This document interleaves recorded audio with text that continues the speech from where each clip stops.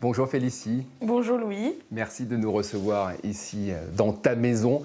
Je suis impressionné parce que tu étais la star il y a un an du Téléthon. Tu étais ambassadrice aux côtés de Mika, le chanteur et parrain. Quel souvenir gardes-tu de ce Téléthon 2024 ? C'est un bon souvenir ? C'est un très très bon souvenir parce que j'ai pu tout voir, rencontrer des personnes incroyables.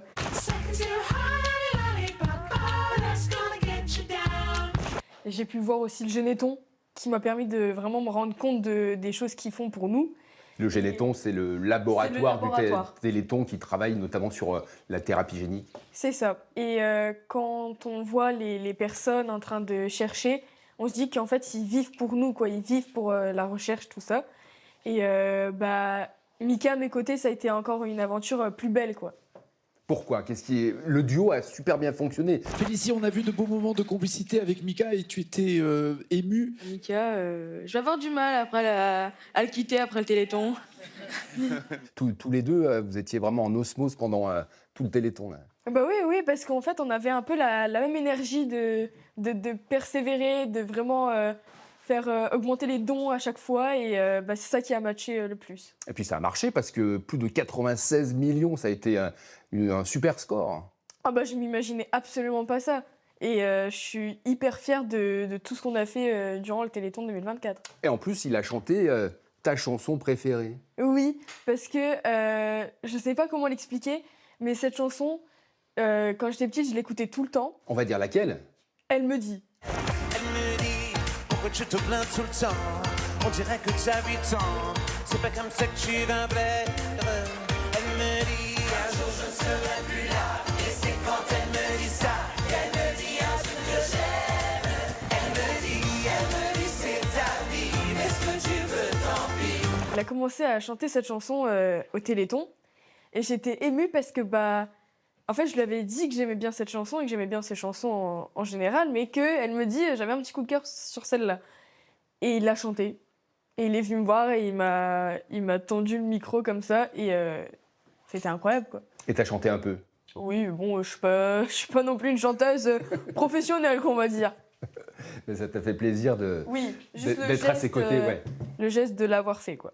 Et ton rôle d'ambassadrice, il t'a plu ? Ça m'a permis d'ouvrir les yeux aux jeunes de maintenant, parce que le Téléthon, on dit aux jeunes, vous savez ce que c'est le Téléthon ? Ils vont dire oui, mais ils savent pas vraiment concrètement ce que c'est. Là, ils se sont vraiment rendus compte et ils ont fait des dons, m'ont envoyé des messages sur les réseaux en me disant je fais un don parce que j'ai vu ce que c'était et ça m'apporte du soutien pour vous et du coup, ça m'a fait plaisir.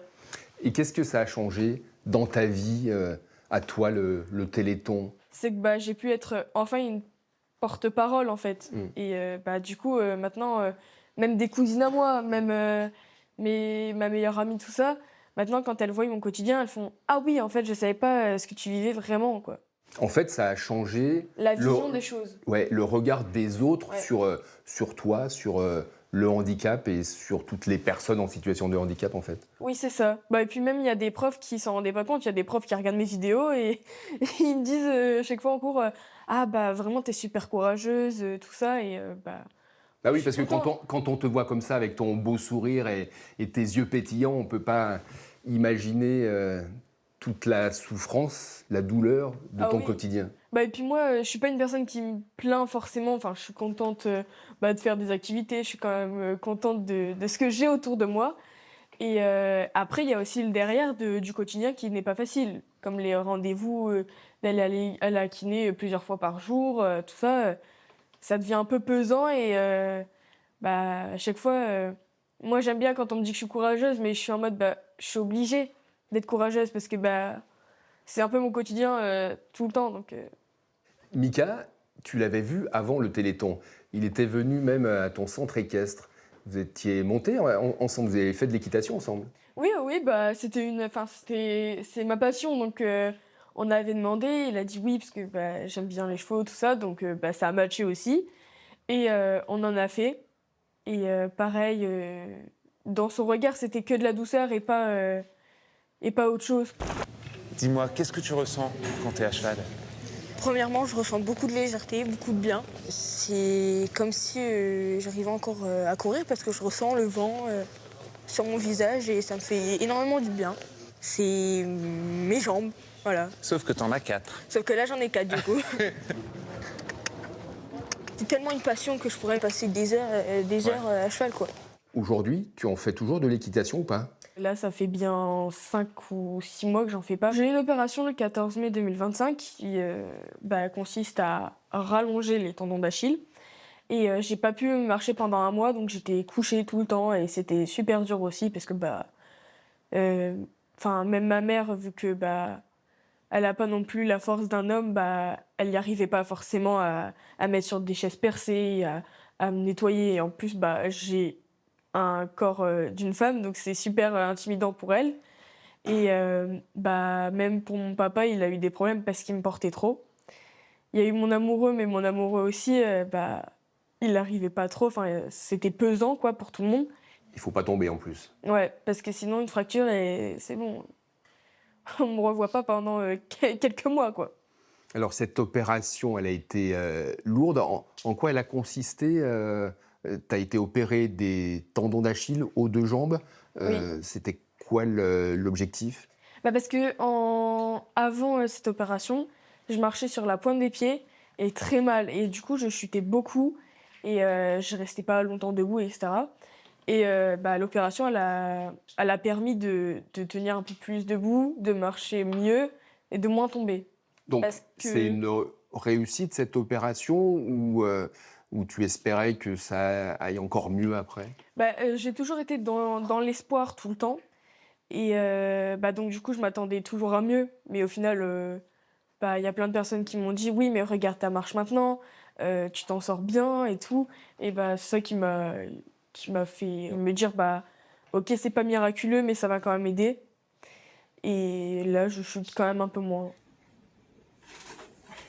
Oh waouh, Première remise debout. ça tire.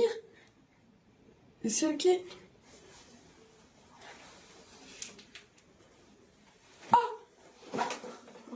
Ça va, Oh waouh. Ça va aller. Après l'opération, tu as eu beaucoup de rééducation. Ça a été dur. Je sais que ça a été très dur pour toi, ça. Ah oui, c'était... quand j'ai eu l'opération, il fallait pas que je reste immobile non plus pendant très longtemps, parce que sinon, on perd des muscles, et c'est pas bon du tout.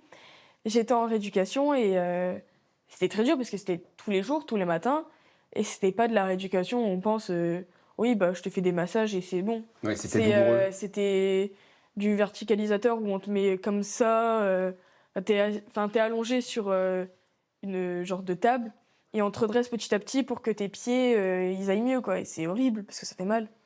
Tu as même été sous gaz hilarant pour avoir moins mal. Oui, c'est ça.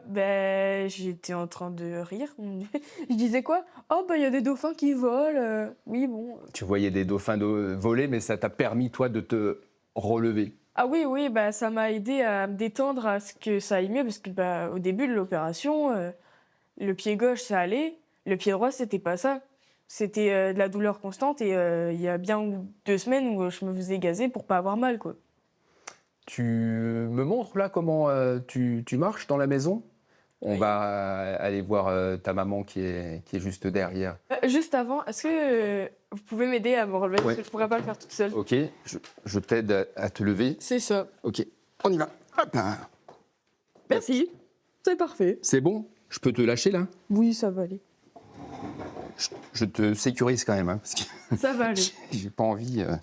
Voilà, et on va rejoindre maman. Bonjour Jessica. Bonjour Louis. Hop, je suis un bon assistant, ça va? Très bien. Ouf. On parlait de l'intervention qu'a eu Félicie au mois de mai. Elle me disait qu'elle était moins satisfaite qu'elle espérait. Pour vous, c'est quand même une opération réussie? Elle est réussie dans le sens où elle est debout. Et c'était l'objectif principal. Si nous n'avions pas fait cette intervention, elle ne marcherait peut-être déjà plus à l'heure où on parle. C'est ce que les équipes médicales nous avaient bien précisé. puisque dans cette pathologie, avec les rétractations des muscles, des tendons, il y a des déformations, parfois osseuses, qui arrivent, et les pieds tournent. Il y a une autre opération qui était prévue, mais que vous ne ferez pas ou pas tout de suite? Les muscles des épaules lâchent. Félicie a ce qu'on appelle les omoplates d'ange, ne sont pas maintenues ou très peu, donc elles ressortent beaucoup, ce qui lui crée énormément de douleurs. Donc l'intervention chirurgicale était prévue si vraiment elle ne pouvait plus supporter ces douleurs. Mais c'est une opération que le chirurgien lui-même n'avait pas encore pratiquée, complexe. Tu te souviens, Félicie, même quand il nous avait parlé des détails, on a dit stop, on ne veut pas plus de détails que ça. Il fallait percer les omoplates, faire un système de lassage avec les vertèbres. Donc on a dit non, on verra dans l'avenir si ça doit se faire, mais pour le moment, on a calculé le risque, des avantages par rapport au risque aussi, même sur la table d'opération. Donc on a dit non. Parce que les problèmes que tu as, Félicie, à la fois au tendon d'Achille et aux omoplates, c'est dû à tes deux myopathies. Il y a une myopathie par rapport au collagène, l'autre par rapport aux protéines. Et en tout cas, c'est très invalidant l'une et l'autre. Tout à fait. En fait, la toute première, donc sur le collagène, quand elle avait 4 ans, qu'on a su qu'elle était malade, le premier séquençage qu'on a fait génétique a révélé une anomalie sur le collagène 5, qui est une pathologie qui souvent donne de l'hyperlaxité. 6 ans après, le nouveau neuropédiatre qu'on consultait nous a dit ça ne colle pas, ça va trop vite chez Félicie, je vais relancer la machine génétique. Et puis entre-temps, peut-être qu'un chercheur a mis un nom ou trouvé un gène, et ça a matché. Donc là, on a eu un retour sur la calpaïne numéro 3, donc les protéines, qui, elles, permettent la contraction des fibres musculaires. Donc on pense que les deux associés donnent un tableau clinique un peu particulier chez Parce qu'à la Félicie. fois, donc, il y a l'hyperlaxité et C'est puis ça. la contraction des Exactement. muscles. Donc tu as une calpaïnopathie. C'est une chercheuse, Isabelle Richard, Oui. que vous avez rencontrée, qui a mis un nom et qui travaille sur cette myopathie. Elle était à vos côtés sur le plateau Oui. du Téléthon l'année dernière. On va réécouter cet extrait et aussi votre réaction, Jessica. Donc, dans les groupes des dystrophies des ceintures, on a déjà commencé un essai, malheureusement pas encore pour la maladie de Félicie. Mais on n'est pas loin, je crois. On n'est pas loin. On a, en fait, pour vous dire, on aurait déjà dû lancer des essais cliniques. Et ce qui sépare le monde dans lequel on vit et d'un monde où on aurait déjà le traitement, c'est quelques millions d'euros. Ce soir, j'ai juste envie de crier ma rage et mes espoirs, puisque souvent Félicie est debout.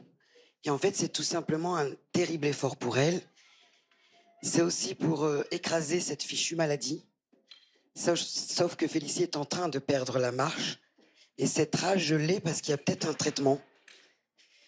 Quelque part, dans un labo, il manque juste de l'argent. Et j'ai envie de m'adresser à vous tous pour vous dire que ça peut toucher n'importe qui. Votre enfant, votre petit-fils, votre cousine. Et je pense que vous auriez la même rage que moi de trouver cet argent. Jessica, cette rage, cette colère, vous l'avez encore un an après? Oui. Elle est restée intacte et je pense qu'elle le sera toujours. Parce qu'il ne s'est rien passé sur un plan scientifique, il n'y a pas eu de miracle? Non. Et c'est une course contre la montre parce que toute dystrophie musculaire, tout ce qui est perdu, on ne pourra pas le récupérer. Isabelle, ça a été une belle rencontre et même une rencontre frustrante parce qu'on a pu visiter les laboratoires, on a pu échanger avec elle. Elle nous a montré, tu te souviens Félicie, au microscope, elle a voulu nous démontrer une cellule non malade, une cellule malade, et avec le traitement qu'elle a découvert. Et la différence est flagrante. La première cellule, tout est rose. La deuxième, il y a plein de points noirs, ce qu'on appelle les foyers de nécrose. Et la troisième, il y avait quasiment plus de points noirs. Frustrant aussi pour elle, pour Isabelle Richard, puisqu'elle sait qu'elle est sur ça. Et le problème, c'est de le passer à taille humaine en essai. Et c'est plusieurs dizaines de millions d'euros. Donc nous, ça nous rassure de voir l'avancée médicale. Et ça nous frustre aussi parce que on sait très bien que l'argent, c'est le nerf de la guerre, mais que ce soit pour tout le monde, pour n'importe quelle pathologie, mais quand c'est votre enfant et vous savez que c'est là, et nous, on pourra peut-être pas. Félicie, toi, tu as encore l'espoir aujourd'hui de pouvoir bénéficier d'un essai clinique ou pas? Oui, mais je suis quand même dans l'optique que ça arrivera peut-être pas maintenant, quoi. Donc, tu es forte et prête encore à attendre, à souffrir? Bah, comme je disais tout à l'heure, à l'opération, je me disais: «Oh, ça va être bien, ça va être miraculeux». Au final, non, donc il faut pas que je fasse la même chose, sinon je vais finir par être encore plus déçue, enfin, encore plus déçue, quoi. On a l'espoir, mais on a aussi l'espoir pour les autres. Moi, mon plus grand rêve, bien sûr, ce serait pour ma fille. Mais c'est également de pouvoir serrer un jour une maman dans les bras à qui on viendra d'annoncer cette maladie et que je pourrais lui dire souffle, parce que tu vivras pas tout ce qu'on a vécu, les chutes, ne même plus monter une marche d'escalier, tu n'auras pas à prendre la douche de ta fille ou à l'habiller. Ça, c'est un grand rêve. Je disais que tu étais forte. Ta maman, elle est forte aussi, hein. Oui. Bah, pour une maman, ça doit pas être simple, C'est faire ça. c'est comme un deuil, en fait, quand on vous annonce ce genre de pathologie. Il y a dans La vie, colère, la tristesse et puis après je sais plus. on a des rêves, on a envie de voir son enfant se marier, avoir des enfants, enfin comme tout le monde, faire des études, avoir un bon job. Et tout ça, au fur et à mesure du temps, on n'a pas envie de penser à l'avenir. En même temps, on y est obligé. Et au fur et à mesure, on découvre tous ensemble ce que cette maladie fait sur nous, sur elle, sur notre famille. Je sais qu'elle a un bon noyau, mais il y a plein de choses. Même un stage scolaire, c'est pas évident. C'est toujours aménagé, toujours adapté. C'est de penser à l'avenir sans vouloir. En fait, on n'a pas envie d'y penser. La fratrie, elle est importante. Tu as une petite sœur, Inès, un petit frère, Zéphyr. Tu t'entends bien avec eux? Ils sont un soutien? Oui, ils sont là pour moi parce que, bah, ma sœur, elle m'aide, quand j'ai un problème, bon, elle est toujours là. Des fois, on souffle, des fois on souffle, mais c'est quand même là. Et Zéphyr, bah, vu qu'il peut pas m'aider parce qu'il est encore, très petit, il est là plus pour rigoler, il fait des vidéos avec moi, il rigole pour moi, quoi. Des câlins. Des câlins aussi. Parce qu'il y a une arme importante dans la famille. C'est quand même, malgré tout, l'humour, la dérision. C'est important de garder ce sens de l'humour, malgré tout. Oh oui. Ah mais non, mais faut voir à table quand on mange, c'est limite on est ennemis, hein. Des fois, on l'appelle même l'handicapate, parce que c'est ses pattes qui ne vont plus. C'est des petites phrases comme ça. Parfois, ça peut paraître bizarre pour les personnes de l'extérieur, mais si on n'a pas ça et si on est tout le temps en train de pleurer c'est pas possible. Ce serait fade. Très fade. Félicie, ton quotidien, tes journées, tes semaines, elles sont ponctuées par de nombreux rendez-vous médicaux, notamment le kiné. Et je sais que c'est bientôt la séance. On y va? On t'accompagne? On y va. Allez, c'est parti.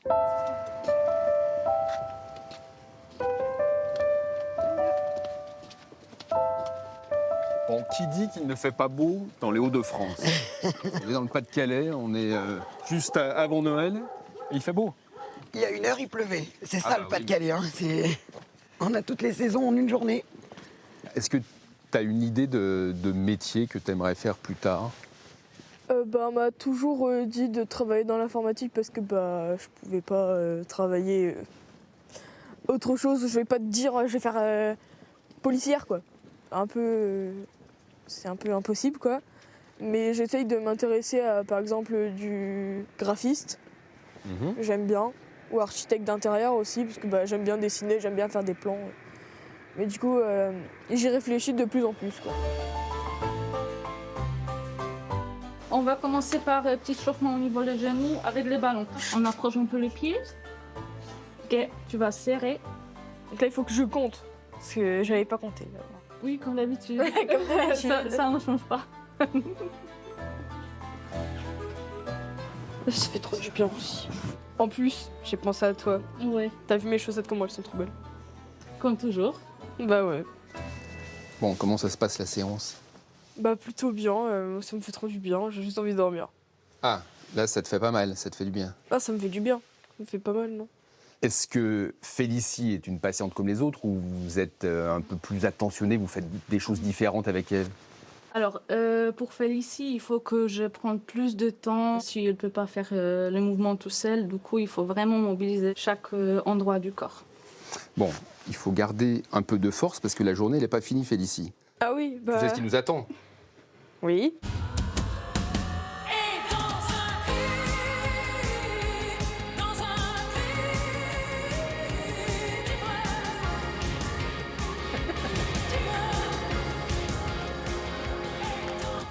La commune de Borin, on est tout proche d'Arras. L'année dernière, dans les Hauts-de-France, 6,5 millions d'euros ont été récoltés pour le Téléthon. 2300 animations à travers toute la région, plus de 28 000 bénévoles mobilisés. Et comme on ne change pas une équipe qui gagne, eh bien cette année, ils sont de retour pour l'édition 2025.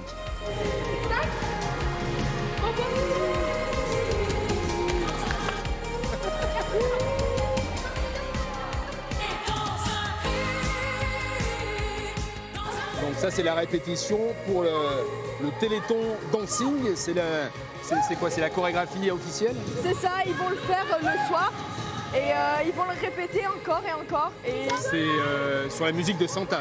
C'est ça. Et Santa, bah, c'est la marraine du Téléthon cette année. Exactement.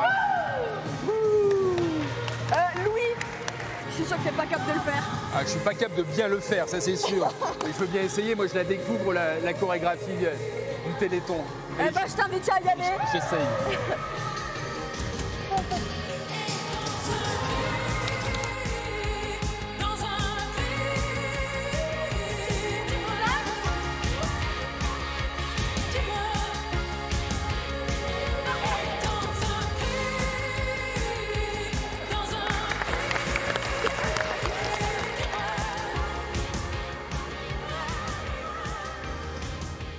On espère battre le record de l'an dernier. L'an dernier, grâce à toi et à Mika, c'était 96, il me semble. voilà, 96 millions. Bah, on espère franchir la barre des 100 millions. Pourquoi pas? C'est possible. Grâce à vous tous. Félicie, on rappelle l'essentiel, le numéro du Téléthon. 36, 37.